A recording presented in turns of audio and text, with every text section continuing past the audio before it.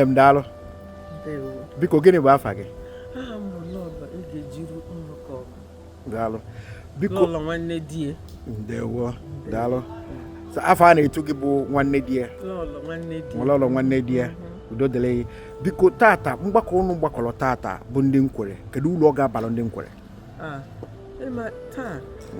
Ka ndị after emechara IFAC, ndị nkwere si mba na ha ga-receive Asia separately.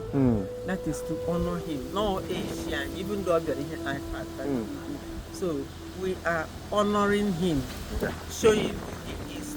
It's all very important, all very honorable. So I just say no matter how small it is, we will still honor him. Dalo.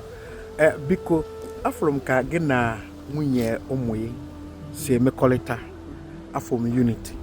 Okay. Afrom obi ụtọ. Okay. Na obi bụ isi aṅụrị.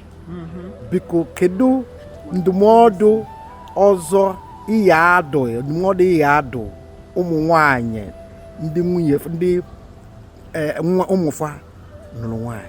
Kedu ndụmọdụ kedu ka isi eme maka na afọ be ihe nke ka m na-afịa ka obi na-atọ m ụtọ ka unu si wee na-emekọrịta. Fa na amaghị njakịrị sef, weta obi ụtọ bụrụ nke ihe ọjọọ.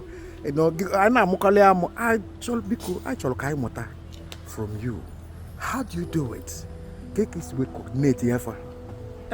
Do? Ihe me bekee ga-asị gị takes two to tango. 100%. Takes two to tango. So you just have to be tolerant. No, you have to be tolerant. Yeah, with that tolerance, there's unity. You can chat me. Of course. So without that, the way he had the